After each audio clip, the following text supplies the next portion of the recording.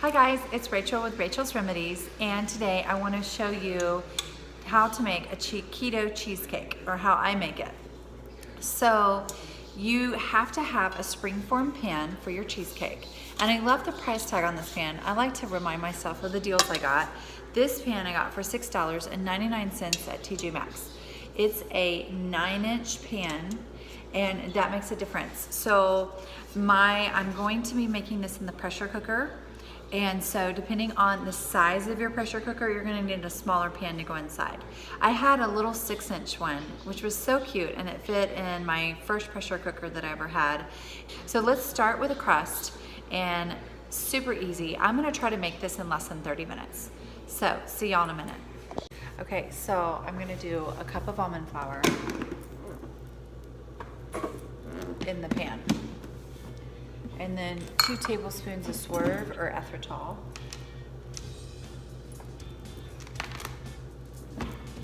3 tablespoons of butter.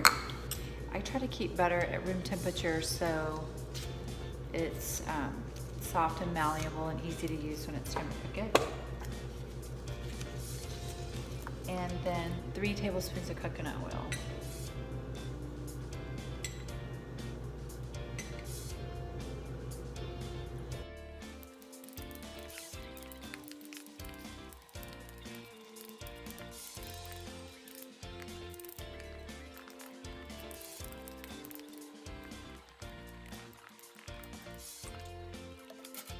Great, so while that's cooking, I'm going to work on the cheesecake. All you need for this is a blender. Okay, so the sweetener for the keto diet, the name brand of the sweetener is Swerve. I kind of vary. A lot of times I'll order Ethritol in 5-pound packages from Amazon, call it Swerve, but then if I need powdered sugar, I use real Swerve. So I think on this one I'll use Swerve. Okay, so if your cream cheese is soft enough and your blender is powerful enough, you can use a blender. Otherwise, use a mixer for this part. This is 24 ounces of cream cheese or 3 packages of cream cheese if you're getting the smaller packages. Okay, 3/4 cup of Swerve. I like to use, this is the Swerve. It's confectioners. Whole Foods has it now, and you can get it off of Amazon. It's extremely expensive. This little tiny bag was maybe $8. And so, but I don't make as many desserts now as I used to. So, and if you've gone on the keto diet, you've given up sodas, and you've probably given up beer and wine and a lot of other things, so you can afford Swerve, right? All right, so 3/4 cup Swerve, putting this in my handy blender. It has a little lemon in it. I do a tablespoon of vanilla, and then I'm in a hurry, so I'm gonna use lemon juice that's already been squeezed for me. So I'm gonna do, let's see, 2 tablespoons lemon juice. Then I like a little zest in my cheesecake. I think it really gives it a little extra. So nicely zest. If you have a lemon, add some zest and it'll just give it a little more depth of flavor. And same thing with the crust. That crust is kind of boring. So if you want to add lemon zest to the crust, if you want to add vanilla to it, it'll give it a little bit more depth. This time I just kind of did my plain Jane crust. Okay, and then we have 3 eggs. Needless to say, you're going to use a lot of eggs in the keto diet, so we always have eggs. And I like everything at room temperature or even warmer. These are kind of cold. So those are my eggs.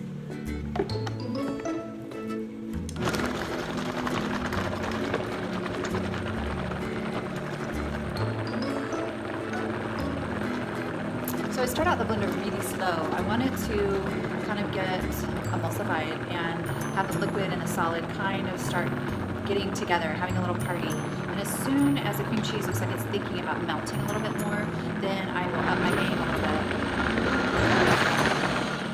See, I didn't want that to happen. I don't want want it to freeze up on me. I want it to go all the way to the end and get really blended.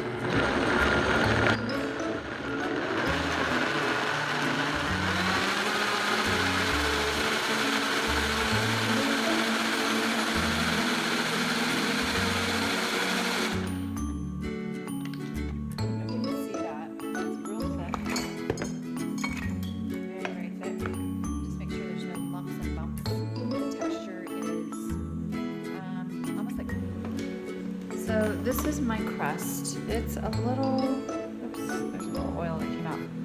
It's still not quite like brown. I like it browned. Okay, so while my crust is finishing browning, I'm gonna go ahead and prepare my, this is my pressure cooker. So all I need for cheesecake, it's going to cook at pressure for 25 minutes. So I'm gonna put about a cup of water. Cooker, I have this little trivet. You just want a little protection between the bottom of the cheesecake pan and your pressure cooker. And next, I'm going to show you, I'm going to assemble the crust and the cheesecake, and then show you how to pressure cook your cheesecake in 25 minutes or less. Sometimes it's browner than others. Yeah, it's definitely brown around the edges. Once it's brown around the edges, I take it out.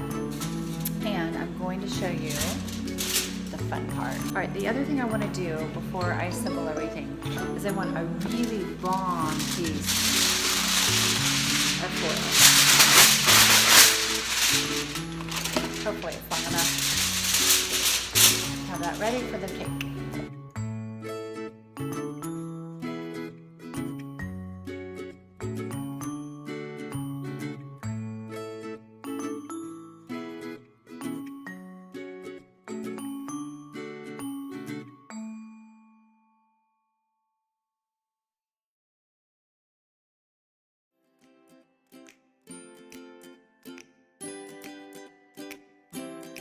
Nice. Wow, good job. Whoa. I can almost just eat it with a spoon. Okay.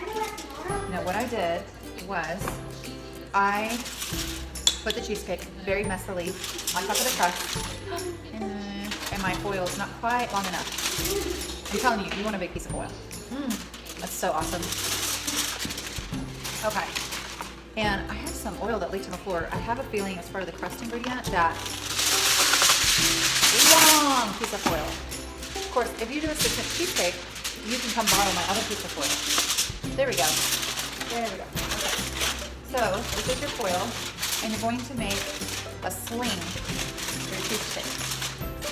And you're going to roll, roll, roll, roll. Can you see that? Now it's all rolled up in a little sling.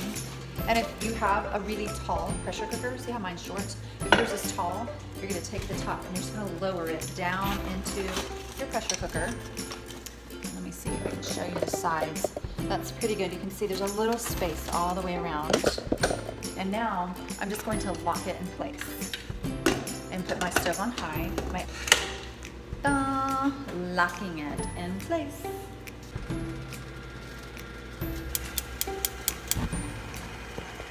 There we go, nice fire. Okay, so now we're gonna wait for it to start hissing. The minute it starts hissing, we're gonna turn it to 25 minutes for my size cheesecake. If your cheesecake is a small little 6-inch cheesecake, it'll be more like 18 minutes. So, see you in a second. So while we're waiting for the cheesecake, let's fix a little keto stack. Oh, right, we're on. Okay, so this is a snack that I like to do. My butter that's been out for the cheesecake is unsalted butter. So, what I like to do is put a little salt on the top of the butter. And then, you're not supposed to eat too many nuts if you're keto. You can have 3 or 4 nuts a day. But it's a quick little snack. I take a Brazil nut and I dip it in my butter. Super. So yum. Just drag it across the top. This can be your own personal butter. And I probably just got like a tablespoon of butter. One more. Oh! Hear the hissing. Time to turn the stove down to low. Set the timer. Here we go.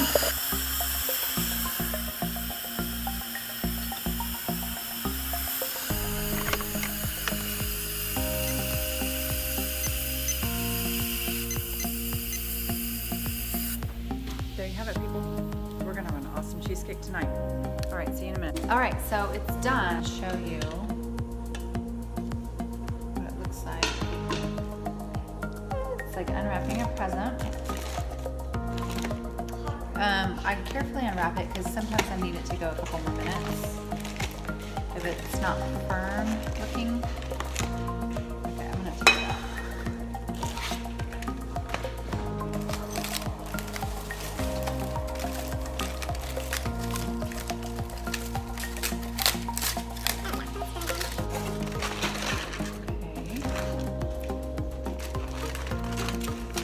Wet on the bottom, so there's the texture. It's real wet. Water is going to come out of the bottom part of the pan. The texture's nice and firm. So now I'm going to just put it in the freezer for an hour and it'll be ready.